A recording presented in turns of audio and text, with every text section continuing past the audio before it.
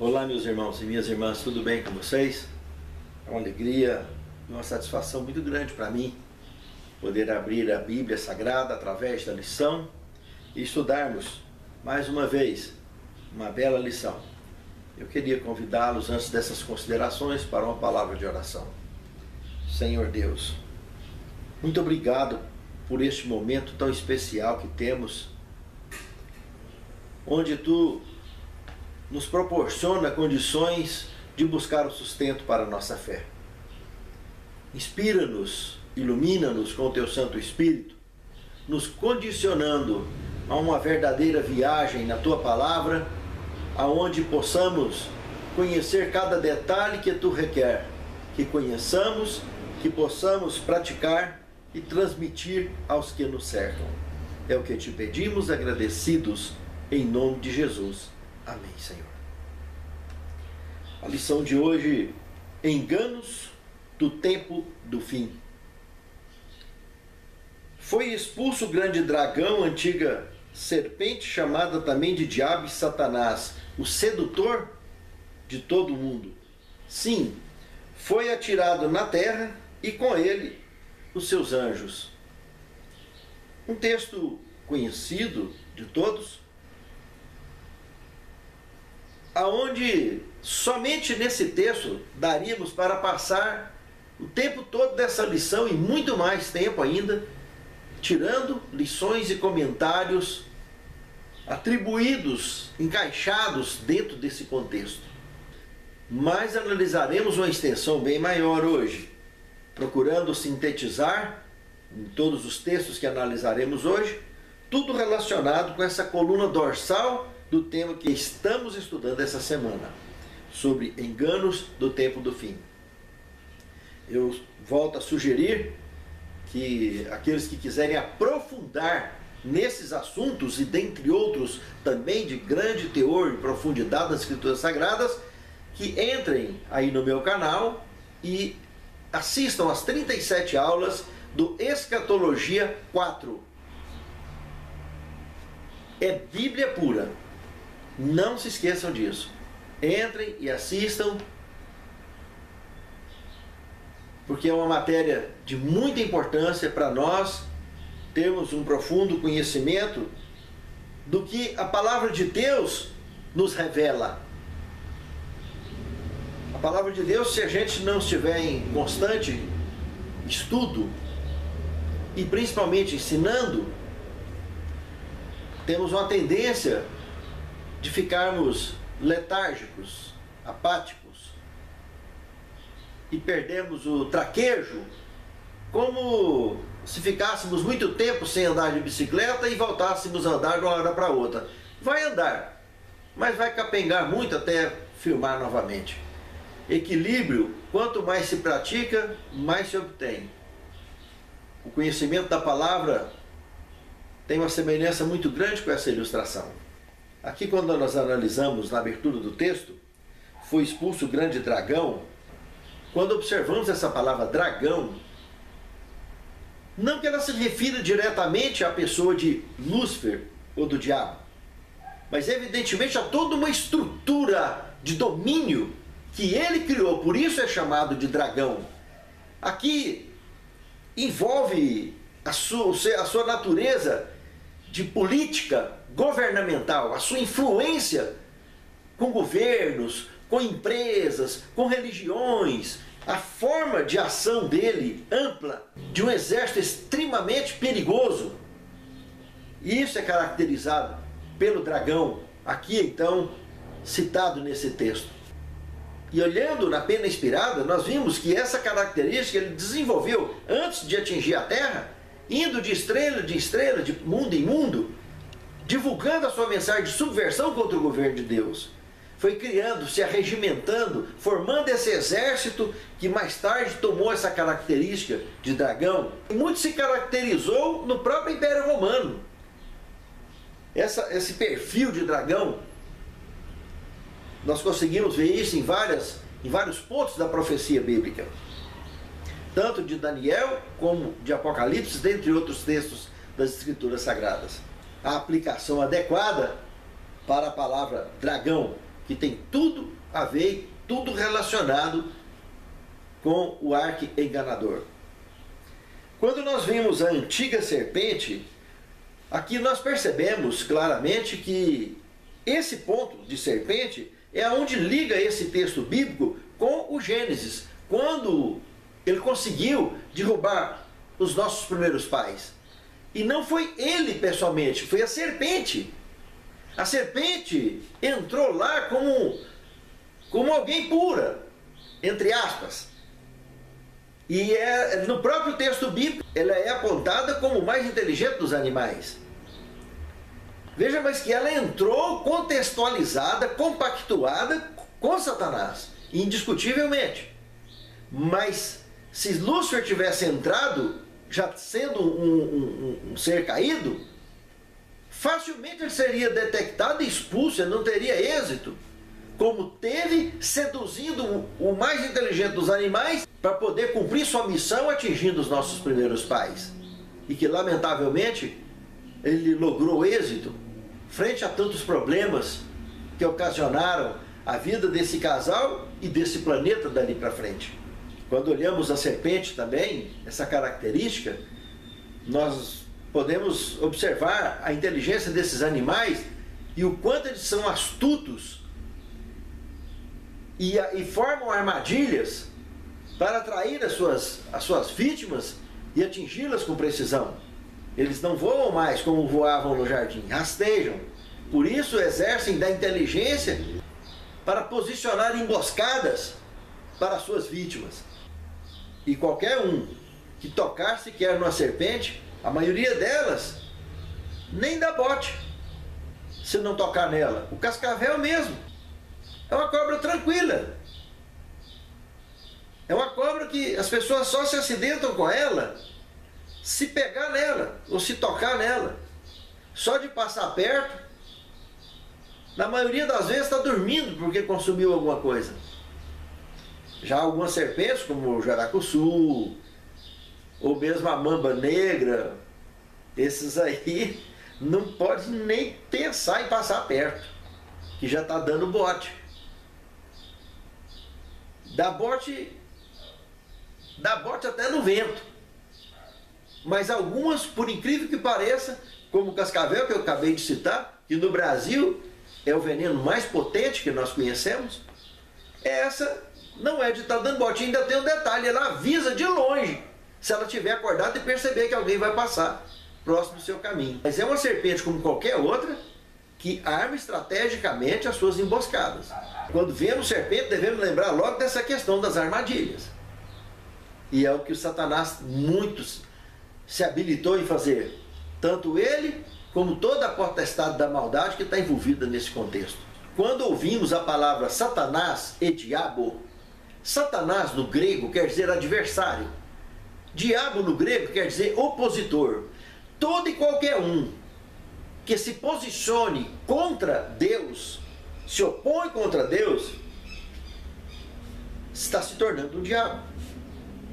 Está representando um diabo. E quem divulga mensagens contra Deus, luta contra Deus, de alguma forma, seja contra a palavra, contra os servos de Deus, está se representando claramente como membros das potestades da maldade. É o Satanás. Está representando claramente um adversário. Quando a palavra aqui aponta para o sedutor de todo mundo, sedução é a arte dele. Essa é a maior habilidade. É o que aconteceu lá no jardim e é o que continua acontecendo. A sedução para convencer as pessoas do erro e fatalmente atingir o objetivo de neutralizá-las com um anestésico potente que conduzirá a vítima à letargia e à queda. E quando fala aqui que ele foi lançado na terra e seus anjos com ele, não esqueçamos que a palavra anjos quer dizer mensageiros. Então todos que se agregaram com ele, os seres que viviam no céu e se agregaram com ele nessa batalha há 4.000 anos antes de Cristo, nessa batalha que houve no céu e há 4.000 anos antes de Cristo foi lançada aqui na terra, todos esses chamados então anjos, esses mensageiros, se tornaram participantes do exército das trevas. E outro detalhe, sedutor de todo mundo, como nós vimos lá, o mundo é o campo que vivia sendo reclamado por ele. Até chegar no Evangelho de João, no capítulo 12, na altura do verso 31, onde Cristo anuncia, conforme a informação transcrita ao vivo e a cores pelo próprio Pai, que ele seria expulso deste mundo. E lá em Apocalipse 20, de verso 1 ao 3, mostra que quando aquele anjo chegar para o prender, ele estaria nesse lugar de isolamento, conhecido então por abismo. Mas as potestades da maldade estão aí, todas trabalhando, voltadas para cumprir as ordens, todo o treinamento que foi oferecido pelo próprio Satanás. Uma articulação fatal. Inclusive, quando ele foi lançado aqui na Terra, nós citamos já o livro de Jó, no capítulo 1, verso 1, capítulo 2, verso 1, distintas reuniões que houve no céu onde ele aparecia, representando, evidentemente, membros da raça caída lá no céu. Mas os filhos de Deus, que eram membros de raça pura, estavam lá também. Veja que isso é um assunto muito curioso, muito interessante, que essas reuniões continuam. E Lúcifer nunca mais voltou lá, depois que ele foi expulso definitivamente. Mas depois dessa batalha, há 4.000 anos antes de Cristo, Jó apresenta ele indo lá. Mas depois de João 12, 31, nunca mais. Acabou. Ele está no abismo. E lá ele ainda vai ficar por mais 1000 anos quando Jesus voltar. Só vai ser solto depois do milênio. Durante o pouco de tempo mencionado em Apocalipse 20, verso 3, a última parte do verso. Mas os enganos do tempo do fim prosseguem. Veja, o principal engano. Aqui nós temos vários textos bíblicos que apontam para esse contexto. Mas o principal dos enganos é Satanás conseguir convencer alguém que ele não existe. Tantas programações na televisão, e no cinema, em obras literárias, que tentam promover a ideia de que Deus não é tão bom assim e o diabo não é tão ruim assim. Desde os desenhos animados para crianças e até os filmes mais pesados para os adultos. A ideia da inexistência de Satanás é altamente desastroso em qualquer mente que conceba tal engano. Basta para isso observarmos Apocalipse capítulo 2, o verso 13 e o verso 24. Ali nós percebemos claramente a interferência desse anjo caído na questão religiosa, a infiltração dele dentro da religião, dentro da casa de Deus. Veja que na visão do profeta, ele chegou a lamentar que eu sei que aí onde está o trono de Satanás. E isso na igreja de Pérgamo, que quer dizer elevação, período em que a corrupção empretejou a história da igreja, manchou, maculou a história da igreja primitiva. Momento esse, lembrado claramente pela chegada do imperador Constantino, a união de Estado com a igreja, o nascimento da primeira besta do Apocalipse, a besta que sobe do mar, que não é uma pessoa, mas é uma forma de governo, união de Estado e igreja. E é onde ali de cara houve a mudança da lei de Deus, cumprindo a profecia de Daniel 7:25. E cuidarão e mudar os tempos e a lei de Deus. Dentro de menos de 200 anos, o restante da profecia estaria se cumprindo, a perseguição de 1260 anos de opressão contra o povo de Deus. Então não se esqueça que interferência religiosa, ele e suas potestades estão aí, atentas para usar qualquer membro, seja pelo mau testemunho, seja pela ignorância, seja pelo fundamentalismo. Interfere e promove o engano. Se olharmos o Apocalipse 12 também, o Apocalipse 12, ele é um contexto que trabalha tanto o passado, quanto o presente, quanto o futuro. É muito curioso isso aí.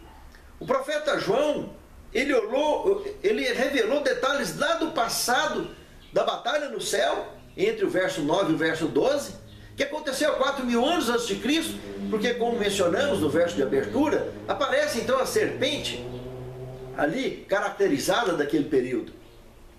E a história da igreja de lá para cá, com a mulher representada da igreja, sofrendo dores de parto e ansiando para que nascesse logo o libertador. E quando o libertador nascera, ele perseguiu a mulher, querendo tragar o filho. Nós vimos a perseguição de Herodes contra as crianças, mandando matar as crianças de 2 anos para baixo, para atingir o Salvador. Mesmo lá no Antigo Egito, lembra?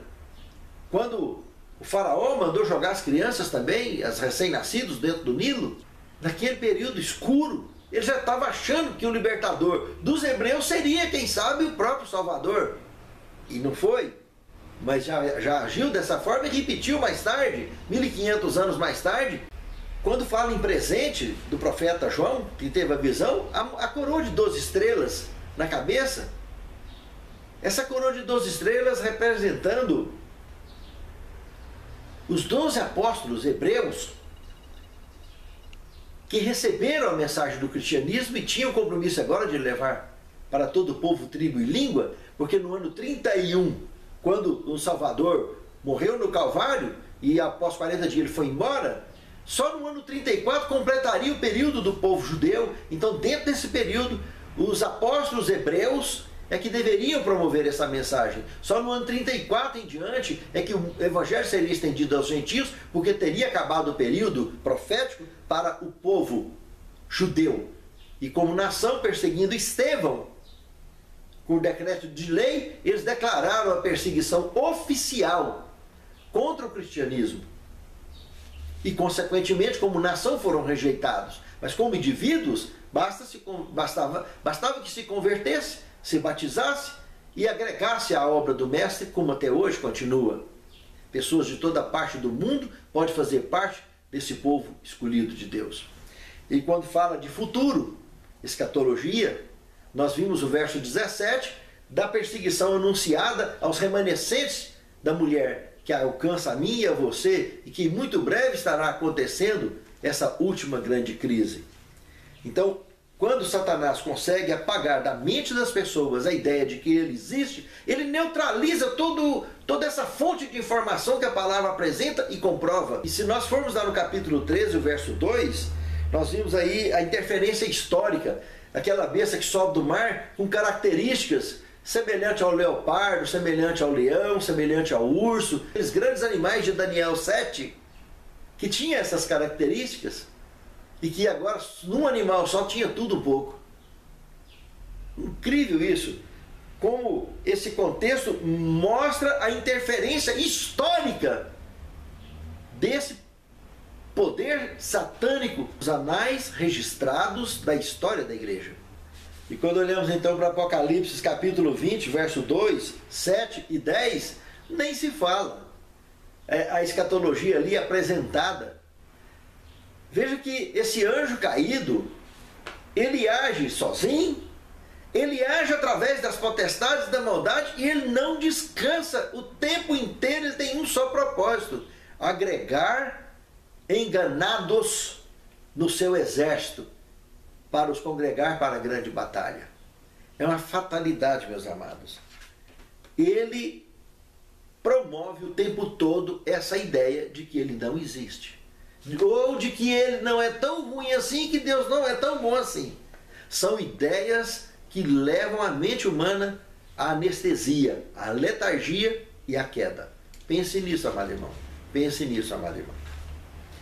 Os dois grandes erros.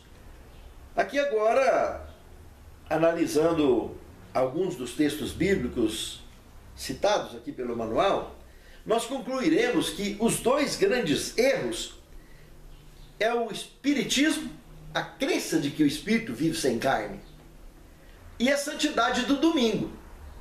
Infelizmente, muitos e muitos evangélicos, e mesmo romanistas, conservadores, continuam com essa ideia espúria de que o domingo teria se santificado pela ressurreição de Cristo ou qualquer outro motivo, termos esse que não encontra base bíblica para tal mudança. Esses dois grandes erros colocam o cristão a vacilar. Vai no velório, na maioria dos evangélicos, chega lá, a pessoa está olhando e dizendo que o irmão está lá na glória com o Senhor. Como que ele pode estar lá na glória amarelinha do caixão? Presta atenção, que coisa mais ridícula. Não tem cabimento um negócio desse. As pessoas acreditar na sua própria mentira. Se o indivíduo está ali, é acreditar em espiritismo. Se Deus precisa disso, se Deus criou a pessoa com a mão dele, fez o corpo, por que Deus separaria isso? É nesse corpo aqui que nós temos, é que ele vai ser transformado, que convém que isso que é corruptível se revista da incorruptibilidade, que é mortal, se revista da imortalidade. Raciocine isso. Derruba toda a estrutura doutrinária da Bíblia acreditar em espiritismo. Que se a pessoa morre, vai para céu ou para inferno, quer que seja para onde que for, para que Jesus voltar então? Ele acaba com o mundo, os bons vai e os ruins já ficam e tritura e acabou. Olha que coisa terrível. É por isso que 2 Coríntios capítulo 11, verso 13 a 15, ele mostra enganadores disfarçados em apóstolos de Cristo para ficar ensinando essas coisas dentro da igreja. Esse tipo de ideia, tanto do espiritismo, disfarçado em céu, inferno, em vida após a morte, qualquer natureza, ou da própria santidade do domingo, dentre muitos outros erros, que vai formando aquela estrutura de corrente cada vez mais pesada para amarrar as pessoas dentro do engano. Por isso que Apocalipse 17 mostra uma grande Babilônia envolvida numa baderna religiosa que ninguém sabe o que é o que. Coisa mais terrível e lamentável. É uma embriaguez fatal. Em 2 Tessalonicenses também, no capítulo 2, verso 9 e 10, nós temos aqui agentes satânicos promotores do engano. E não é à toa que dentro desse mesmo capítulo, na altura do verso 11 e 12, comenta que mais tarde, já que eles preferiram acreditar na mentira, lhes será enviada a operação do erro para que eles deem crédito à mentira. Acreditem na sua própria mentira para ser condenado de vez e fazer as piores besteiras. Por isso que lá na conclusão apocalíptica é dito que naquele dia o sujo que se suja ainda mais e o limpo que se limpa ainda mais. Pense nisso, amado irmão. Pense nisso, amado irmão. Fiquem atentos. E Apocalipse capítulo 12, verso 9, aqui apresenta um ponto interessante, que foi a queda de Lúcifer, a queda de Satanás e seus anjos aqui na terra. E isso, como eu já comentei lá atrás, de 4.000 anos antes de Cristo até o ano 31, ele ficou aqui, batendo garganta, reclamando um terreno dele, até na tentação de Cristo. Mas no Evangelho de João, capítulo 12, verso 31, o pai deixou bastante claro no diálogo que teve com o filho, que daquele momento em diante, o príncipe das trevas estaria sendo expulso. E lá no capítulo 20 de Apocalipse, entre o verso 1 e o verso 3, a gente vê aquele grande anjo descendo no abismo, e agora colocando ele na solitária, prendendo o dragão, para que ele não tenha mais nenhuma forma de acesso à construção de potestade nenhuma, de comunicação com potestade, de maldade nenhuma, e venha fazer qualquer tipo de atitude que venha dificultar o desfecho do multimilenar conflito que após 1000 anos estará acontecendo.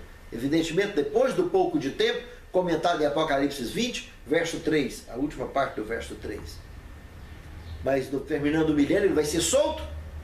Aqueles ímpios todos, de toda a existência da história do pecado, estarão sendo vistos a olho nu, tanto Satanás como esses ímpios, e dentro desse pouco de tempo estarão reconstruindo o planeta, aprontando uma situação incrível de estrutura para receber a cidade santa, a bala. Mas quando a cidade santa descer, na altura do verso 9 e 10 do capítulo 20 de Apocalipse, conhecemos o desfecho. Serão destruídos pelo fogo e enxofre que vai descer do céu. A terra se tornará um lago de fogo e enxofre, conforme segue então no verso 11, 12 de Apocalipse 20. Desfecho do multimilenar conflito entre o bem e o mal. Apocalipse 20, verso 10, será a última investida desse anjo caído e de todos os ímpios na história de suas vidas, e deixarão de existir para sempre. E aqui se tornará um novo céu e uma nova terra, onde habita a verdadeira justiça, conforme comentou o apóstolo Pedro e outros escritores das Sagradas Escrituras. Quarto tema, a imortalidade da alma. Olha, nós temos vários textos bíblicos, como Eclesiastes 9, 5, 6 e 10, como 1 Coríntios, capítulo 15 todo, especialmente do verso 16 ao 18, Daniel 12, verso 2, dentre vários outros textos bíblicos que tratam desse assunto de maneira muito clara. Mas, ao meu ver, o Evangelho de João, no capítulo 11, principalmente o verso 11 e do verso 20 ao 44, é uma aula de teologia simplificada e com aula prática sobre isso, sobre esse tema. Não deixa sombra de dúvida. Para mim é o mais impactante de todas as informações bíblicas sobre esse tema. Então vejamos. No verso 11 de cara, ele mostra o que significa isso que nós entendemos por morte. Lázaro, nosso amigo, dorme. Então ele traduz que esse tipo de linguagem que nós conhecemos por morte, na verdade não é morte, é um sono, mesmo que desmancha debaixo da terra. Lógico, o fôlego do pulmão de Deus que estava naquela criatura voltou para o pulmão de Deus, como diz Eclesiastes 12, 7, que o pó volta à terra como era e o fôlego volta para Deus que o deu, o espírito, com E minúsculo, aqui colocado no lugar de fôlego, ou aqui subentendida como fôlego. Deus soprou, alma vivente, morreu, Deus inspirou, voltou para o pulmão de Deus. E sem o fôlego de vida, ela desmancha, some. Mas na ótica divina, morte só existe uma. Aquela de Apocalipse 1:5, aquela que Jesus morreu no Calvário. Morte eterna. Sem o fôlego não significa que está morto. Até as represas artificiais, lembra? A água vem, mata aquela vegetação linda, aquela mata bonita. Aí depois esse lago um dia começa a secar, a vegetação começa a nascer tudo de novo. Isso é uma prova da ressurreição. A ressurreição, só de ter sido feita pela mão de Deus, tudo está condicionado a ressuscitar. Agora, o dia que Deus der a ordem definitiva de morte eterna, acabou, que é só uma. Nunca mais existirá, que é o que vai acontecer com Satanás e os ímpios. Do verso 20 em diante, do capítulo 11 do Evangelho de João, note que no verso 20, Maria, que era a mais apegada, semelhantemente ao próprio Lázaro que tinha morrido, eram os dois mais apegados com Cristo. Essa, quando Jesus chegou lá, depois de 4 dias do sepultamento de Lázaro, é como se ela tivesse aborrecida e nem quis vir ficar com Jesus, nem quis vir dar atenção para ele. E a Marta levantou e veio, é o que menciona no verso 20. Coisa curiosa isso aí, não é? Mas olha que detalhe mais interessante. Essa Marta, que em outra ocasião fez o contrário, foi cuidar dos afazeres da casa e Maria teria ficado conversando com Jesus, essa Marta então veio conversar com Jesus e de cara aborda ele com a questão de que se ele estivesse aqui não teria acontecido. Mas ela já demonstra que tudo que ele pedia a Deus, ele considerava, ela já tinha certeza que se ele quisesse e pedisse, isso poderia acontecer. E Jesus dá corda na conversa dela, dizendo, não, ele vai ressuscitar. Aí ela dá uma de desentendida, fala, eu sei, Senhor, essa ressurreição do último dia. Mas ela mesma tinha dito para ele, já tinha comentado, se o Senhor pedir, eu sei que tudo pode acontecer. E aí ela dá sequência no assunto, esticando a conversa, botando uma pilha, para ver se conseguia voltar a atenção de Cristo para esse grande fato da ressurreição do seu irmão, mesmo depois de 4 dias. Onde Jesus entra com a aula nítida, de teologia simplificada, que ele transfere um PhD e um doutorado em fração de minutos ali de conversa com ela, dizendo: eu sou a ressurreição e a vida, Marta. Todos que creem em mim, ainda que esteja morto, viverá. E quem crê em mim, estiver vivo, jamais morrerá. Lógico, se ele tinha acabado de dizer para os seus apóstolos, pouco antes de chegar ali, que a morte é um sono, está claro que em outras ocasiões ele apresentou: eu sou a ressurreição e a vida, como aqui ele mesmo acabou de afirmar: eu sou o caminho, a verdade e a vida. Ninguém tem vida se não é por mim. Ele é o Criador. Mas como ele não podia usar os poderes dele ali, durante o período do seu ministério, só após a ressurreição, por isso que ele comentou que as obras que eu faço, não sou eu quem as faz, mas o Pai as faz por intermédio de mim. E que nós todos, se tivermos fé como um grão de mostarda, diríamos a um monte: lança-te daqui ao mar, e ele o faria. Então isso tudo compõe uma estrutura ministerial aonde esse Deus homem mostrou a dependência absoluta com o Pai e traçou informações incríveis sobre esse assunto. Deu uma aula muito profunda que ele é a fonte da vida ambulante. E aí, quando chega a uma certa altura do assunto, Marta resolve correr lá em Maria e dizer para ela: olha, o Senhor está te chamando ali. Aí foi onde ela resolveu levantar e vir. Mas olha, essa articulação de Marta, ao chamar a irmã para vir conversar com Jesus, e lógico, ela veio com eles também, era para colocar mais pilha, porque ela sabia que a Maria era mais apegada com ele do que a própria Marta. E Lázaro nem se fala. E aí ela queria, na realidade, colocar uma pilha para que isso acontecesse de maneira mais autêntica ainda e mais rápida ainda. Mas na hora do vão ver mesmo, ela ainda ficou com medo.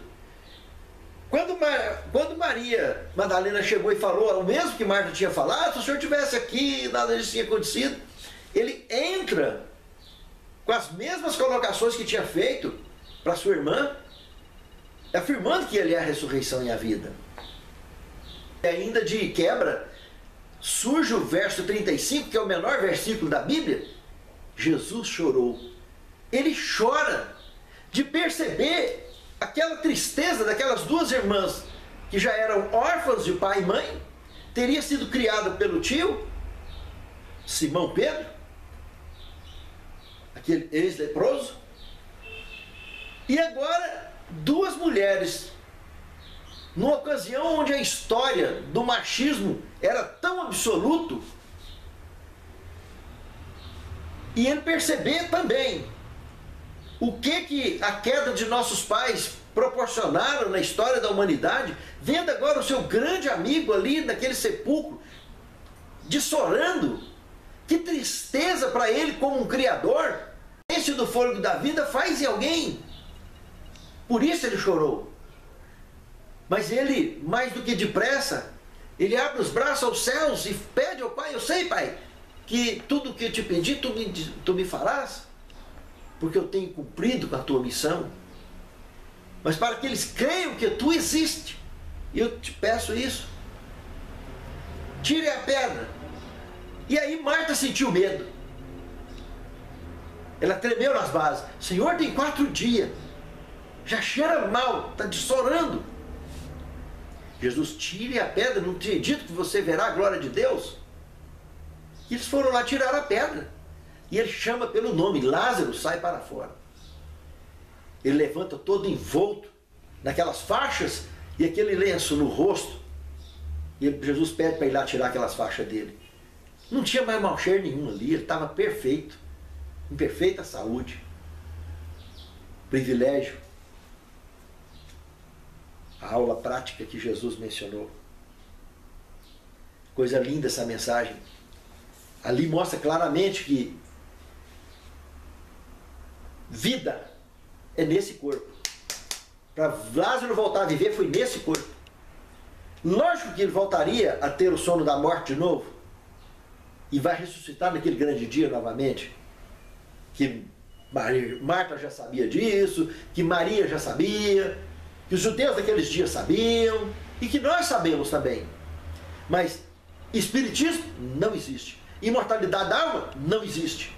Crença que o espírito vive sem carne não existe. Espírito com E minúsculo é o fôlego do pulmão de Deus. Nada mais, nada menos que isso. Fiquem atentos, meus irmãos, porque espiritismo acaba se fortalecendo como a coluna dorsal da grande Babilônia, apresentada no livro do Apocalipse. É uma verdadeira baderna religiosa que, lamentavelmente, até em filmes bíblicos, como apresentado na televisão, como os 10 Mandamentos, como o Apocalipse, dentre outros, todos os filmes bíblicos que de maneira tão graciosa a Rede Record de televisão tem apresentado, tem muita coisa bacana apresentada, muito estudo legal, bem detalhado, mas tem esse erro lamentável, esse engano lamentável do espiritismo impregnado em suas mensagens. É como essa estrutura religiosa e de mídia acredita e divulga. Então tenha cautela para saber separar o espinho do peixe ao assistir esses filmes apresentados por essa companhia religiosa, por esse canal de televisão. Muita coisa bacana ali colocada, mas precisamos ficar atentos com a palavra de Deus, com a verdade, para que não sejamos enredados com o engano que Satanás infiltra através dessas mensagens. Pense nisso, amado irmão. Pense nisso, amado irmão. O sábado e a teoria da evolução. Quinto tema. Analisando Gênesis capítulo 1 até o capítulo 2 do verso 3, a história da criação, nós podemos ficar atentos que a santidade do domingo e a teoria do evolucionismo são dardos que anestesiam a mente humana contra a existência do Criador e mantenedor de tudo e todos. Não se esqueçam disso, meus irmãos. Fiquem atentos, porque essas duas teorias são letais. Pode desestruturar completamente a fé cristã. Crer na santidade do domingo e crer no evolucionismo em qualquer de suas formas apresentada pelo darwinismo. Sexto tema, a falsa trindade. Aqui, irmãos, eu quero deixar bastante claro que, equivocadamente, que muitos estudiosos da Bíblia Sagrada apresentam como falsa trindade o dragão, a besta do mar e a besta da terra. Isso é um equívoco. Porque bestas na Bíblia Sagrada são três. Observem, Apocalipse 13:1, a besta do mar, Apocalipse 11:7, a besta do abismo, e Apocalipse 13:11, a besta da terra. São três bestas, e não só duas bestas com o dragão para formar essa trindade. Então esse contexto fica fora de paralelo de comparação bíblica. Agora, se observarmos em Apocalipse 16, verso 13, aí sim temos a falsa trindade apresentada pela Bíblia. Vi sair da boca do dragão, da besta e do falso profeta os três espíritos imundos semelhantes às rãs. Onde no verso 14, esses três espíritos imundos semelhantes a rãs vão ao encontro dos reis da terra para os congregarem em batalha para o grande dia. Meus irmãos, quando fala em dragão, como disse anteriormente, nós estamos falando de potestades de maldade, onde o próprio Lúcifer, que se tornou diabo e Satanás, formou um exército de diabos e satanases. Por isso que os endemoniamentos, lá no caso do Gadareno, relatado em Marcos capítulo 5, meu nome é Legião porque somos muitos. Todos são diabos, todos são satanases. São opositores, são adversários. Então, isso é um assunto muito sério, irmãos. O dragão representa toda uma estrutura política, governamental, religiosa e tudo mais que se envolve a sua forma de ação. Quando se fala em falso profeta, nós estamos falando de protestantismo apostatado. Ou seja, usa a Bíblia, prega a palavra, mas aceita a imposição que o sistema, então, conhecido como besta, impôs goela abaixo na cristandade. Como a guarda do domingo, como o espiritismo e outras teorias mais É um assunto grave demais isso, meus amados irmãos. E voltando a falar nas bestas, não são pessoas, são formas de governos, que tudo é uma besteira só. Inclusive no capítulo 17 de Apocalipse, verso 11, quando fala do oitavo governo, do oitavo reinado que surgiria, seria igual ao sétimo, João tendo comentado isso, lembra quando João falou? São também 7 reis, 5 já caíram, é lógico, antes dele, Egito, Assíria, Babilônia, Medo, Pérsia e Grécia. 5 caíram antes dele. Um ainda existe, Império Romano, ou Roma pagã. Outro ainda virá, Roma papal, 7º. E vai a perdição, aí virá o 8º. Qual? Do abismo. Apocalipse 11, verso 7, França. Inclusive, se você for lá no grande conflito, na página 266 e 267, você conhecerá detalhes sobre essa besta do abismo que tantos estudiosos da Bíblia Sagrada, mesmo na igreja, acabam esquecendo desse detalhe, né? Lá a Pena Inspirada diz que essa profecia do capítulo 11 de Apocalipse, da besta do abismo e das 2 testemunhas, né? Teve exatíssimo e preciso cumprimento na história da França. Está comentado na página 267 esse termo que eu acabei de ler, entre aspas. Exatíssimo e preciso cumprimento na história da França. A França representou a besta que sobe do abismo, porque foi a única nação do mundo a juntar as Bíblias em praça pública durante 3 anos e meio, colocar fogo e declarar guerra aberta contra Deus e contra a verdade. Não podemos ignorar isso, irmãos. Então a falsa trindade está representada pelo dragão, pelo falso profeta e pela besta. Que besta, tanto faz ser o 8º governo, 9º, 10º, tudo é do 7. Não é o que ele fala lá? Surgiu o 8º, mas é do 7. Lá em Apocalipse 17, 11.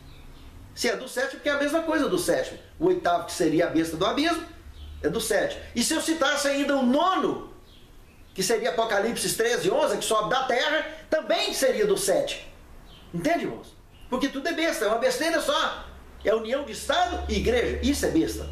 E não se esqueça que é o dragão que estende poder às bestas, como comunicado em Apocalipse capítulo 13, o verso 2, a última parte do verso, que é o dragão que confere poder à besta.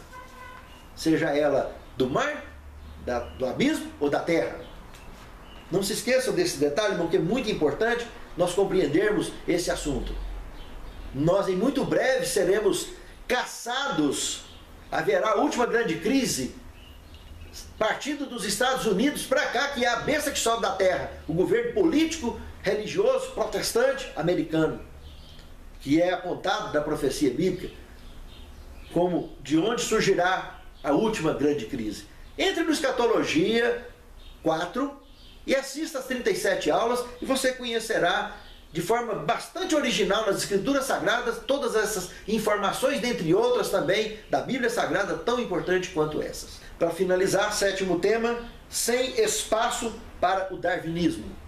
Eu queria citar um texto de Educação, página 26, a Pena Inspirada, aonde diz o seguinte: se bem que a terra estivesse imaculada pela maldição, a natureza devia ainda ser o compêndio do homem. Não poderia agora representar apenas bondade, pois o mal se achava presente em toda parte, manchando a terra, o mar e o ar, com o seu contato corruptor. Onde se havia encontrado escrito apenas o caráter de Deus, o conhecimento do bem, agora se achava escrito o caráter de Satanás, a ciência do mal. Pela natureza que agora revela o conhecimento do bem e do mal, o ser humano devia ser advertido quanto aos resultados do pecado.